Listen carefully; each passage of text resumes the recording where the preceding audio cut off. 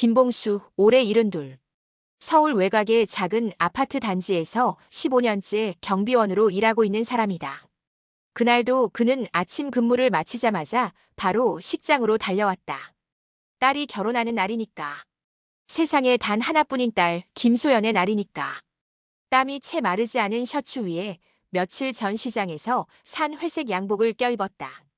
싸구려 구두는 걸을수록 뒤축이 들썩였지만 봉수는 아랑곳하지 않았다. 몸은 고단해도 마음은 들떴다. 마음 한구석이 찡한 건 내가 이 아이 여기까지 키웠구나 싶은 뿌듯함이었다. 예식장 입구에 도착했을 때 사람들의 옷차림은 반짝였고 향수 냄새는 익숙지 않은 세련됨으로 코를 자극했다. 봉수는 잠깐 멈칫했다. 자기 양복에서 배어나오는 쉰 땀 냄새가 혹시라도 아이 체면을 깎을까 싶어서였다. 하지만 곧 작게 웃으며 어깨를 폈다. 오늘만큼은 나도 신랑 아버지 부럽지 않게 당당해야지. 그런데 식장에 들어서는 순간 분위기가 이상하게 흘렀다. 잔잔한 음악과 웃음소리, 사진 플래시가 반복되던 공간이 봉수의 등장과 함께 잠깐 얼어붙는 듯 했다. 몇몇 하객이 힐끔 고개를 돌렸고 눈길을 준 이들은 순간 정색하더니 이내 시선을 피했다. 저분은 누구야? 신부 아버지라는데 설마 저 복장으로 온 거야? 어머 세상에 작업복 냄새가 나는 것 같기도 하고. 그 소리가 작지 않았다. 일부러 낮추지 않은 듯한 목소리였다. 그리고 그 틈을 비집고 하이힐을 신은 어떤 중년 여성이 다가왔다. 신랑 쪽 어머니였다. 웃는 얼굴이었지만 말투엔 단호함이 묻어 있었다. 저기 혹시 신부 아버님 되세요? 정말 송구한데요. 잠깐 저쪽 비상계단 쪽으로 좀 돌아주실 수 있을까요? 사진에 그 복장이 좀 걸려서요. 아시죠? 요즘은 영상도 남으니까. 봉수는 대답을 못했다. 입술이 굳었고 눈이 순간적으로 흔들렸다. 그때 웨딩드레스를 입은 소연이 멀리서 다가왔다. 딸은 그 장면을 보며 잠깐 멈췄다. 그리고 고개를 살짝 떨구며 말했다. 아빠 미안해. 그냥 오늘은 조용히 좀 넘어가죠. 응? 봉수는 딸의 눈을 한번 바라봤다. 하지만 그 눈엔 부끄러움이 더 가득했고 아버지의 자리는 없었다. 봉수는 고개를 천천히 끄덕이고 조용히 걸음을 돌렸다. 그의 구두 소리가 대리석 바닥에 톡, 톡 하고 울렸다. 그 소리는 그 어떤 음악보다도 크게 가슴을 때렸다. 밖은 초봄이었다. 햇살은 따뜻했지만 바람은 차게 들이쳤다. 예식장 옆 정원 벤치에 앉은 봉수는 주머니에서 구겨진 손수건을 꺼내 이마를 닦았다. 그 손수건은 결혼식 날을 위해 며칠 전부터 다려놓은 그의 유일한 준비물이기도 했다. 예식장 안에선 계속 웃음소리가 들려왔다. 하객들의 환호, 플래시, 축가 그리고 삶의 가장 밝은 순간들이. 그 옆 작은 창문 틈, 봉수는 조용히 국화꽃 한 송이를 꺼냈다. 그가 아침 출근길, 단지 화단에서 꺾어온 그저 하얀 국화 하나. 그는 그 꽃을 무릎 위에 올려놓고 오래도록 바라봤다. 그래, 잘 살아라, 내 새끼. 아빠는 여기까지야. 그 말은 아무에게도 들리지 않았지만 봉수는 거기 그의 모든 축복을 담았다. 꽃잎 하나가 바람에 날려 떨어졌다. 봉수는 눈을 감았다. 그늘진 얼굴엔 미소도 눈물도 없었다. 그저 조용한 수긍 하나만 남아있었다. 김봉수가 처음 현장에 발을 디딘 건 33, 딸 김소연이 이제 겨우 돌을 막 지났을 때였다. 경북에서 올라온 그는 철도 건설 현장에서 막노동부터 시작했다. 시멘트 포대보다 더 무거운 하루하루였지만 그는 늘 소연이 분유값 벌자는 마음으로 몸을 움직였다. 손가락은 늘 갈라져 있었고 무릎엔 파스 냄새가 배어 있었다. 그러다 큰 공사가 끝나면 잠깐의 공백이 생기곤 했는데 그럴 때마다 봉수는 택배 일도 하고 공원 낙엽 쓸기도 했다. 몸이 쉬는 날은 없었다. 소연이가 초등학교에 들어갈 때 봉수는 일부러 새 교복을 사주기 위해 3일 야간 작업을 뛰었다. 그 작은 키에 치수를 줄인 남색 교복을 입은 소연이를 처음 본 날 봉수는 속으로 눈물을 삼켰다. 이제 학교도 가고 내 새끼가 이렇게 컸구나. 별일 없이만 커다오. 하지만 소연이는 그 나이부터 이미 봉수를 조금씩 멀리했다. 아빠 냄새나 옷에서 이상한 냄새나. 건설 현장 특유의 땀과 철분, 먼지 섞인 그 냄새는 아이에겐 불쾌했을 것이다. 봉수는 멋쩍게 웃으며 슬며시 거리를 두곤 했다. 그래도 괜찮았다. 그는 늘 웃었다. 그래도 공부는 속 한 번 안 썩이고 공부는 성실하게 잘했어. 그거 하나로 얼마나 고마운지 몰라. 소연이가 중학교에 들어가던 해 봉수는 아파트 경비로 일을 옮겼다. 새벽엔 분리수거, 낮엔 택배 정리, 밤엔 순찰. 계단을 하루 수십 번 오르내렸고 겨울엔 방풍문을 붙잡고 추위를 막았다. 하지만 경비실 작은 책상 위엔 늘 소연이 사진이 붙어 있었다. 수학여행 가기 전날 찍은 앞니 빠진 채 활짝 웃는 모습. 가끔은 소연의 생일에 맞춰 카드를 썼다. 소연아, 생일 축하한다. 아빠는 늘 응원한다. 하지만 건네지 못한 카드가 더 많았다. 받는 사람이 좋아하지 않을까봐. 읽고 불편할까봐. 딸이 대학을 붙었을 때 봉수는 몰래 한강에 가서 캔맥주를 까고 울었다. 사람들이 지나가며 쳐다보기도 했지만 그 순간만큼은 누가 보든 말든 상관없었다. 됐어. 잘했다, 봉수야. 잘 버텼다. 졸업 후 첫 직장에 들어갔을 땐 봉수는 퇴근 후 정장을 꺼내 입고 회사 앞까지 갔다. 혹시나 마주치면 안 되니 일부러 길 건너에서 가만히 지켜봤다. 출근하는 소연의 뒷모습을 보며 이제 진짜 혼자 일어섰구나 생각에 마음이 벅차올랐다. 그리고 몇 해 전 딸이 결혼 얘기를 꺼냈다. 아빠, 나 시집 갈 거야.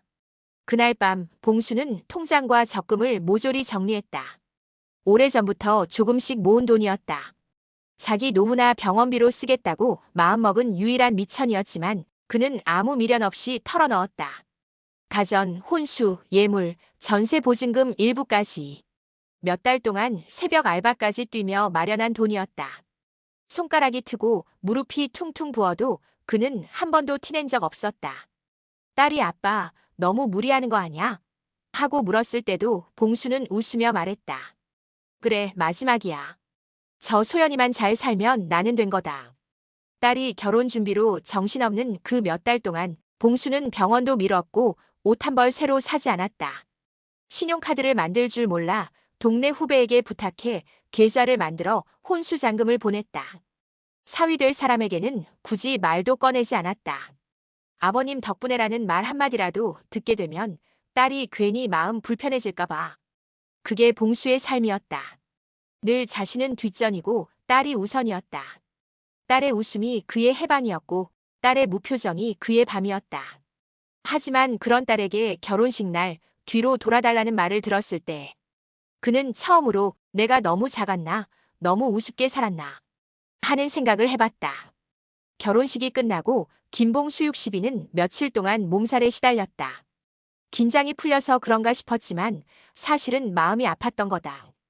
딸 소연이 문 너머로 오늘은 조용히 좀 넘어가줘 했던 그날. 그 말이 계속 귓가에 맴돌았다. 첫 명절이 다가왔을 때 그는 두어 번 전화를 걸다 말았다. 신혼인데 괜히 방해될까 싶었다. 그래도 추석 아침 조심스레 밥은 잘 먹고 있지? 란 문자 하나를 보냈다. 답은 없었다. 그 후로도 설, 추석, 생일. 해마다 달력에 표시를 해뒀지만 전화는 오지 않았다. 그저 SNS에 올라오는 사진 속 사위 가족들과 찍은 화기애애한 장면들이 전부였다. 처음엔 이해하려 했다. 신혼이 바쁘고 정신없지 뭐. 하지만 시간이 지날수록 그건 변명이 될 수 없었다. 봉수는 동네 마트에서 고구마 세 봉지를 샀다.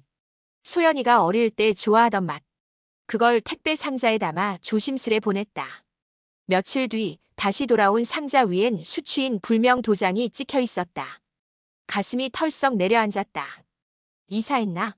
연락 한 통이라도 해주지. 그로부터 한 달쯤 지난 날이었다. 봉수는 마침 지인의 심부름으로 도심 쪽에 나갔다가 낯익은 골목을 지나게 됐다. 예전 소연이가 살던 근처였다. 그냥 마음이 끌려 그 길을 천천히 걸어봤다. 그러다 골목 어귀에서 멀찍이 장을 보고 돌아오는 두 사람을 보았다. 딸 소연과 사위였다. 멀리서도 단번에 알아봤다. 그 애가 어릴 적부터 걷던 발걸음, 어깨를 으쓱이며 웃는 표정, 다 기억하고 있었다. 그래서 봉수는 조심스레 불러봤다. 소연아. 딸은 잠시 고개를 돌렸고 그와 눈이 마주쳤다. 하지만 단 한순간 눈동자가 떨리더니 그냥 고개를 돌리고 걸음을 재촉했다. 아무 일 없다는 듯 그 자리에 선 봉수는 발끝이 땅에 박힌 것처럼 움직일 수 없었다. 가슴이 턱 막혔고 숨이 어디로 빠져나가는지도 모르게 허전했다. 그날 밤 오래된 사진첩을 꺼냈다. 하얀 턱바지하고 아장아장 걷던 소연. 아빠 안아줘 하며 두 팔 벌리던 아이. 어디서부터 잘못된 걸까? 내가 뭘 그렇게 실수했나? 며칠 뒤 봉수는 모은 적금을 조금 헐어가며 작은 전세방으로 이사를 해야 했다. 한창 전세값이 올라 힘들던 차였다.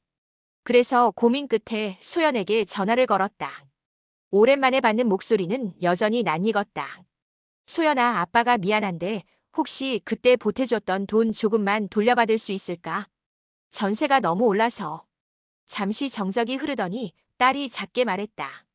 지금 그런 말 하시면 시댁이 듣고 뭐라 해요? 그 말은 조용히 하지만 선명하게 봉수의 가슴을 찔렀다. 아, 그래, 그럴 수 있지. 미안하다. 그냥 들어가라. 전화를 끊고 나서 한참 동안 폴더폰을 쥔 손이 떨렸다. 그 후 동네 어르신들 모임에 나갔더니 다들 말했다. 그래도 너는 복 받았지, 딸 잘 돼서. 지금 시댁이 부자라며? 봉수는 어색하게 웃었다. 예, 잘 됐죠, 뭐. 하지만 마음속에선 되묻고 있었다. 그래, 나는 왜 좋을 게 없지? 그날 밤 봉수는 혼자 소주 한 병을 땄다. 옛날엔 집에 돌아가면 웃으며 맞아주던 아이가 있었는데 지금은 돌아갈 집도 기다리는 사람도 없었다. 창밖에서 바람 소리가 스르륵 불어왔다. 그 소리에 묻히듯 봉수의 입에서 조용히 한마디가 흘러나왔다. 나 버림받은 거 맞지? 아버지, 혹시 전에 도와주셨던 전세금, 그때 서류 같은 거 아직 갖고 계세요? 갑작스레 걸려온 소연의 전화에 김봉수는 잠시 멈칫했다. 전화 너머의 목소리는 어딘가 초조하고 서두르는 느낌이었다. 왜, 무슨 일 있냐? 아니요, 그냥 시댁에서 집 관련해서 확인할 게 있어서요. 며칠 전에 잠깐 아빠 댁 들렀었어요. 엄마 책상이랑 아빠 서랍도 좀 봤고요. 죄송해요, 너무 급해서요. 봉수는 잠시 말이 없었다. 전화기 화면엔 소연이라는 이름 석자만 멀뚱히 떠 있었다. 그는 조용히 말했다. 그거 내 방 서랍 첫 번째 칸에 있다. 복사본도 넣어뒀다. 아, 네. 고맙습니다, 아빠. 감사하다는 말이 오랜만이었다. 그런데 그 한마디가 마음을 덮이기보단 이상하게 서늘하게 스며들었다. 왔었다고? 그 말 한 줄에 봉수의 손이 저절로 멈췄다. 누구 허락도 없이 문을 열고 말도 없이 서랍을 열고 그러고는 그냥 나가버린 거였다. 나는 왜 그 자리에 없었던 것처럼 다뤄진 걸까? 내 존재가 그냥 하나의 서랍처럼 느껴졌다. 그 순간 봉수의 머릿속을 오래된 말 한마디가 스쳤다. 아내가 생전에 했던 말. 소연인 내가 없으면 말 한마디도 아빠한테 안 해. 그게 지금까지도 그대로였다. 조용히 스쳐오고 조용히 사라지는 존재. 기억도 감정도 남기지 않는 듯한 거리감. 필요할 땐 문을 열고 필요가 끝나면 문을 닫는 관계. 서랍 속엔 서류 한 장만 남았다. 그날 이후 봉수는 문 손잡이를 바꿔 달았다. 누군가의 발자국이라도 남았을까 현관 앞을 몇 번이고 쓸었다. 다른 초인종 버튼을 보며 그가 누른 적은 몇 번이나 있었나 혼잣말했다. 남겨진 건 조용한 빈집. 그리고 마음 한구석에 오래도록 박힌 낯선 감사합니다란 말 한마디였다. 그날 밤 그는 오랜만에 서랍을 열었다. 낡은 갈색 파일 두 겹 사이엔 결혼 준비 당시의 모든 기록이 담겨 있었다. 전세 계약서, 계좌 이체 내역, 증여 사실 확인서. 전부 그의 이름에서 소연의 이름으로 옮겨진 서류들. 잊고 있었지만 정확히 기억났다. 그날 적금과 퇴직금, 아내 생전에 들어둔 보험까지 모두 해지했다. 그리고 말했다. 이게 아빠가 줄 수 있는 전부다. 너만 잘 살면 됐다. 그땐 그랬다. 그게 마지막이라 생각했고 그렇게 도와주고 나면 더는 미련 없을 줄 알았다. 며칠 뒤 동네 공원에서 마주친 지인이 말했다. 너 소연이네 새집 봤어? 사위 쪽에서 다 해줬대더라. 신혼치고는 꽤 좋은 아파트야. 봉수는 아무 말 없이 고개만 끄덕였다. 하지만 그 말은 오래 마음에 남았다. 사위 쪽, 다 해줬다고? 그는 며칠을 고민하다 조심스레 소연을 불러냈다. 근처 작은 분식집 구석자리 한참을 머뭇거리다 묻는 말. 소연아, 그 집 시댁 쪽에서 다 해준 거라며? 딸은 젓가락질을 멈췄다. 순간 눈이 흔들렸고 고개를 살짝 숙였다. 그게 시댁엔 그렇게 말했어요. 뭐? 아빠 돈으로 했다고 하면 좀 부끄러울까 봐. 괜히 아빠가 경비원이라서 사람들이 뭐라고 할까 봐. 말이 끝나기도 전에 봉수는 숨이 막혔다. 숟가락이 손에서 떨어졌고 국물 소리에 조용했던 가게 안이 잠깐 멈춘 것처럼 느껴졌다. 부끄러워서. 자랑스러웠던 기억은 딸에게 부끄러움이었다. 그날 밤 봉수는 아무 말 없이 서랍을 꺼냈다. 그리고 하나하나 서류를 정리했다. 복사본을 만들고 날짜를 적고 사본을 한 부 더 준비했다. 이어폰을 꽂고 결혼식 날 뒤편에서 찍힌 CCTV 영상을 확인했다. 자신이 돌아서던 장면. 땀이 배어있던 셔츠, 축축한 양복, 국화꽃 한 송이를 쥔 손. 그 옆을 스쳐 지나가던 사람들의 얼굴. 그리고 비상계단으로 들어가라는 사위 어머니의 목소리. 복장이 좀 그러셔서요. 저쪽으로 돌아주시면. 그 모든 걸 그는 조용히 캡처해 USB에 담았다. 며칠 뒤 변호사 사무실에 앉아 말없이 서류를 내밀었다. 이거 증여 철회 가능한가요? 변호사는 서류를 보며 조용히 고개를 끄덕였다. 충분히 가능합니다. 특히 받는 쪽에 도의적 배임이 명확하면 법적 효력 무효 주장도 가능해요. 그날 이후 봉수는 하나하나 준비를 마쳤다. 서류 정리, 영상 증거, 문자 백업, 녹취기까지. 그리고 소연 부부를 조용히 집으로 불렀다. 딸은 어색하게 앉았고 사위는 말없이 물만 들었다. 봉수는 조용히 두 사람 앞에 봉투를 내밀었다. 이 집 내가 사준 거다. 사위가 눈을 동그랗게 떴다. 네. 장인 어른께선 몰랐겠지. 내가 잘못은 아니야. 문제는 내가 부끄럽다는 사람이지. 소연은 고개를 들지 못했다. 봉수는 담담하게 말을 이었다. 나는 너한테 집을 주었고 그걸로 내 사랑을 표현했다. 하지만 내가 내 존재를 창피해했다면 잠시 숨을 골랐다. 내 집에서 나가라. 방 안은 무겁게 가라앉았다. 사위는 말을 잃었고 소연은 눈가가 벌겋게 달아올랐다. 아빠. 늦었어. 봉수의 눈은 흔들리지 않았다. 말끝마다 흔들리던 손도 이제는 단단하게 정돈돼 있었다. 김봉수 63세. 그는 지금 서울 외곽 작고 조용한 동네의 단독주택에 산다. 방 하나짜리지만 빛 잘 들고 뒷곁에 화분 몇 개 놓을 수 있는 테라스도 있다. 새들어 살던 반지하를 빼고 이곳으로 옮긴 건 마음 정리를 다 마친 어느 날이었다. 경비복은 이제 더 이상 입지 않는다.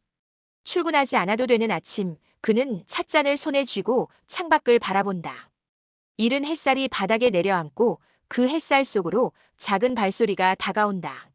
할아버지, 오늘도 새우깡 있어요? 그 목소리의 주인은 옆집에 사는 6살 아이 채율이다. 처음엔 조심스럽게 인사만 하던 아이였는데 어느 날부터인가 매일 놀러오기 시작했다. 처음엔 아이 엄마도 불안한 눈빛으로 혹시 번거로우시면 했지만 봉수는 웃으며 말했다. 이해 덕분에 집이 조용하지 않아서 좋아요. 작은 손에 과자를 쥐어주고 의자 하나 내주며 말동무가 되어주는 오후. 별거 아닌 시간이지만 그에게는 하루 중 가장 따뜻한 순간이다. 소영과는 그날 이후 오랫동안 연락이 없었다. 아니, 봉수가 먼저 닫았다. 그렇게 시간이 흘렀고 계절이 몇 번 바뀌었으며 작은 새가 처마에 둥지를 틀 무렵 그녀가 찾아왔다. 손에는 2살쯤 되어 보이는 아이가 안겨 있었다. 아빠, 이제야 미안하단 말할 수 있을 것 같아요. 그 말에 봉수는 아무 대답도 하지 않았다. 다만 아이에게 시선을 옮겼다. 큰 눈망울, 살짝 말린 머리칼, 그리고 웃으며 내민 조그만 손. 할아버지예요. 아이는 고개를 갸웃하며 말했다. 봉수는 조심스레 아이의 손을 잡았다. 그래. 할아버지야. 그날 이후 소연은 종종 아이를 데리고 놀러왔다. 집 앞 골목에서 풍선을 불고 라면을 끓여 먹고 작은 거실에 웃음이 돌아오기 시작했다. 아빠는 아직도 나 많이 미워하세요? 소연의 물음에 봉수는 조용히 고개를 저었다. 미운 건 금방 지나갔다. 그보다 서운한 게 오래 남더라. 딸은 아무 말 없이 고개를 끄덕였다. 그래도 와줘서 고맙다. 그는 그 말을 정말 진심으로 했다. 누군가가 찾아올 수 있는 사람이라는 건 그 자체로 위로가 되니까. 그리고 그렇게 시간이 더 흘렀다. 가끔 동네 노인정에서 바둑도 두고 작은 텃밭에 상추 몇 줄 심고 밤이 되면 라디오를 틀고 누워 조용히 음악을 듣는다. 젊은 시절 내리막길로 걸어가던 새벽 출근길, 돌아올 때마다 마주하던 딸의 등굣길, 그 모든 기억들이 마음속에서 천천히 조금은 따뜻하게 자리 잡는다. 내가 뭐 대단한 사람은 아니었지. 그냥 조금 더 오래 참은 사람, 조금 더 오래 남아있었던 사람. 봉수는 이제 그렇게 생각한다. 거울 속에 주름진 얼굴을 보며 그는 더 이상 외롭지 않다. 지금 이 순간에도 마당 너머에서 아이 웃음소리가 들리고 주방에선 라면물이 끓는 소리가 난다. 그리고 그는 문득 이렇게 생각했다. 나는 여전히 누군가에게 필요한 사람이다. 그리고 그걸 이제는 나도 믿는다.